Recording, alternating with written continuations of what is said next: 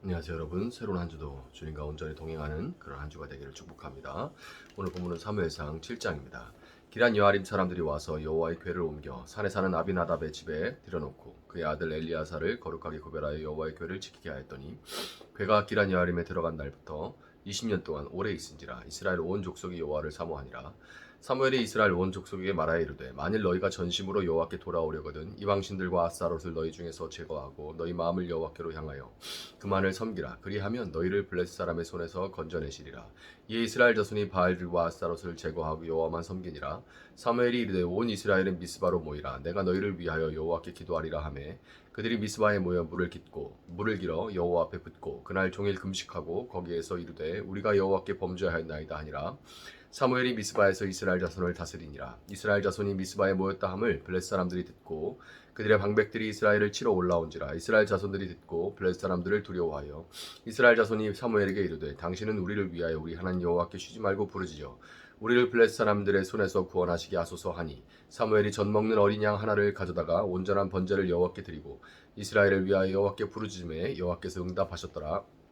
사무엘이 번제를 드릴 때에 블레셋 사람이 이스라엘과 싸우려 가까이 오매 그날에 여호와께서 블레셋 사람에게 큰 의뢰를 바라여 그들을 어지럽게 하시니 그들이 이스라엘 앞에 패한지라. 이스라엘 사람들이 미스바에서 나가서 블레셋 사람들을 추격하여 벳갈 아래에 이르기까지 쳤더라. 사무엘이 돌을 취하여 미스바와 센 사이에 세워 이르되 여호와께서 여기까지 우리를 도우셨다 하고 그 이름을 에베네살이라 하니라.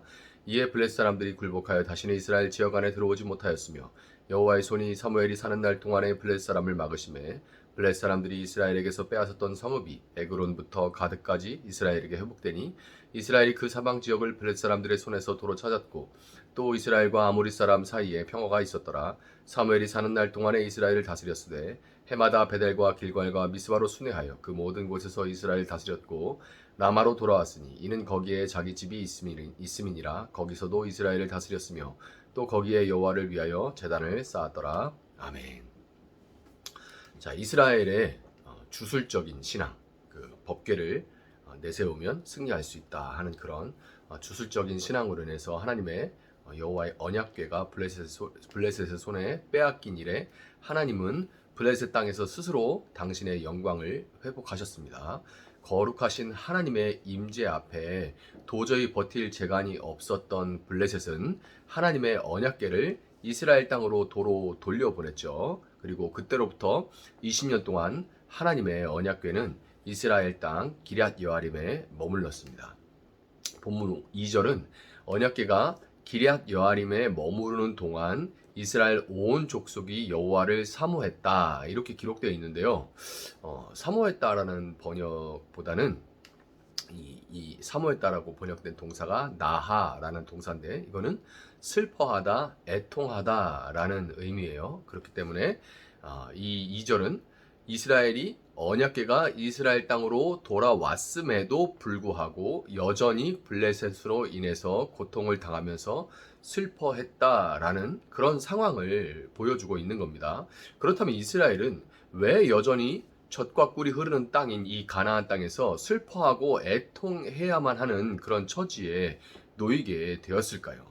그것도 언약궤를 빼앗겨 버린 그런 상태도 아니고 하나님의 언약궤가 스스로 이스라엘 땅으로 돌아온 상태. 다시 말해서 하나님의 임재가 하나님이 다시금 이스라엘과 함께 하시는 그런 상태임에도 불구하고 왜 그들은 여전히 평안을 누리지 못하고 있었을까요?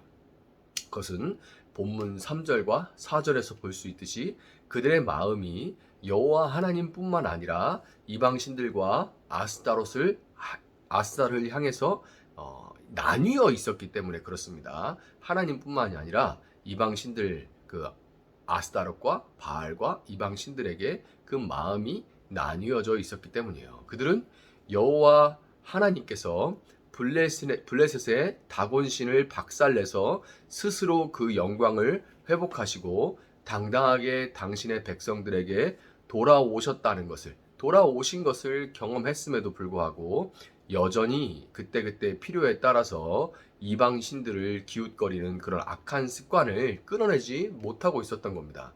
목회자로서 이제 종종 성도들로부터 기도의 응답이나 하나님이 그들의 삶에 행하신 놀라운 일들에 대한 고백을 들을 때가 있습니다. 그런데 그 놀라운 일들보다 저를 더 놀라게 하는 것은 그 고백을 했던 동일한 성도들이 그 고백의 메아리가 미처 다 끝나기도 전에 하나님과 그분이 행하신 일을 가볍게 치부해버리고, 그것이 굉장히 처음에는 무거웠는데, 너무나 크고 놀라운 일이었는데 점점 그것이 가벼워지고 별일 아닌 것처럼 치부해버리고, 다시금 세상의 정신과 세상의 방식을 선택하고 그것을 쫓아서 살아가는 모습을 보인다는 거예요. 동일한 사람인데 그렇게 고백했던 사람이 얼마 있다가 바로 이렇게 세상의 방식을 택해버리는 모습을 보는 게 사실 더 놀랍습니다.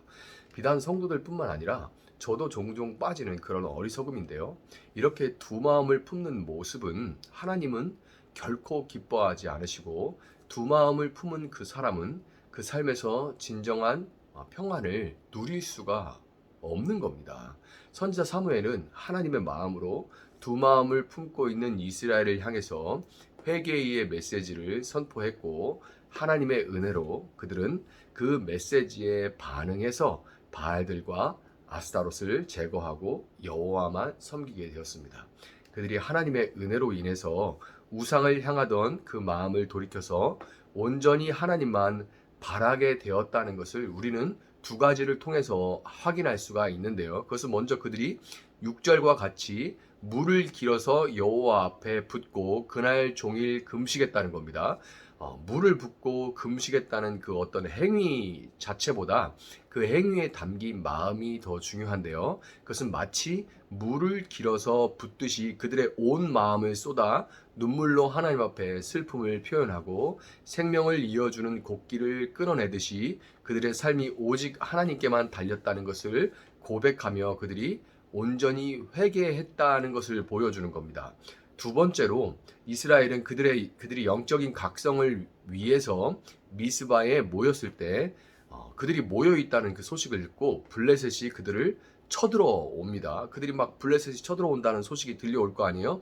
그러면 그동안 이제 당한 것도 있고 굉장히 이제 두려운 마음이 들었을 텐데, 그럼에도 불구하고 이 이스라엘은, 그렇게 물을 길어 붓고 금식하던 이스라엘은 사무엘에게 기도를, 우리를 위해 기도해 주시오 하고 사무엘에게 기도를 부탁하면서 각자 살 길을 찾아서 자기 눈에 보기 좋은 수단과 방법을 예전처럼 도모하지 않고 예배의 자리를 지켰습니다. 두려움에도 불구하고 그들은 예배의 자리를 지켰어요.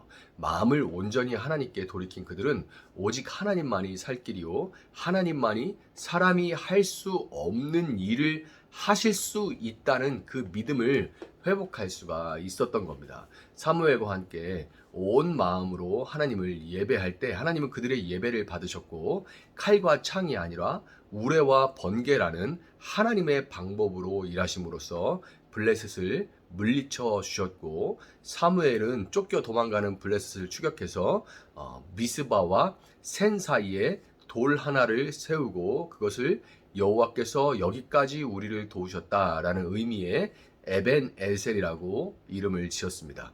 블레셋은 이스라엘이 무방비로 미스바에 모여 있는 그 때를 좋은 기회로 보고 쳐들어왔지만, 하나님은 세상의 방법을 내려놓고 하나님을 바라는 그 무방비를 통해서 이스라엘의 승리요, 블레셋의 쇠고의 수치를 안기셨던 거예요. 여러분, 우리는 지금 두 마음을 품었던 어리석음을 회개하고 다시금 하나님께 돌이켜야 할 때입니다. 받은 은혜를 가볍게 여기고 세상을 쫓던 것을 내려놓고 멈추고 내려놓고 하나님만을 바라고 하나님만 의지해야 할 때입니다. 그분이 여기까지 도우셨다는 생생한 경험과 고백이 담긴 에벤에셀의 돌을 우리 삶의 각 영역에 세워 나가야 할 그런 때인 겁니다.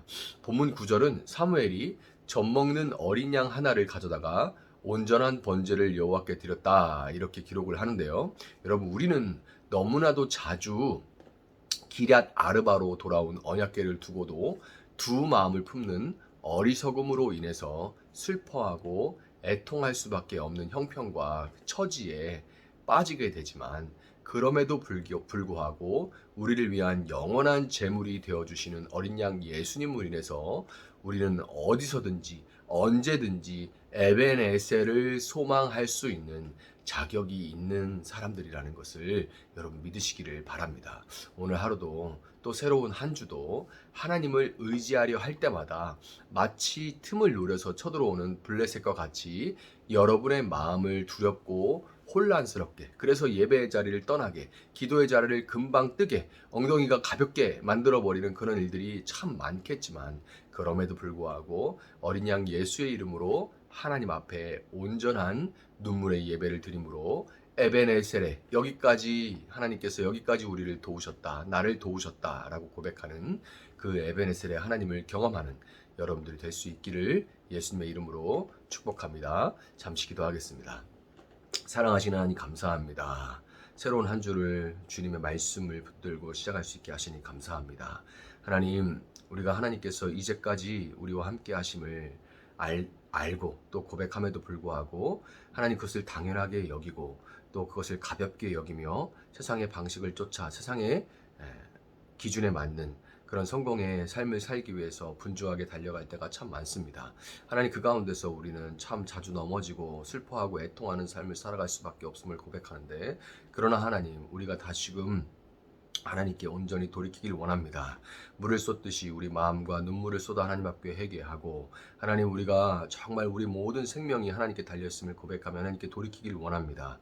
하나님만이 우리 인생의 해결책이요, 하나님만이 우리 인생의 정말 도움이심을 고백하며 이 모든 어려움 가운데 하나님으로 인해서 여기까지 우리를 도우셨다는 에베네셀의 하나님을 경험할 수 있는 저희들 될 수 있게 하여 주시고, 가정과 직장과 또는 모든 사업장과 모든 사역의 현장 가운데 에베네셀의 돌이 가득할 수 있는 저희들의 삶이 되어질 수 있도록 하나님 함께 하시고 한 주간 저희들과 동행하여 주시옵소서. 감사하며 예수님의 이름으로 기도합니다.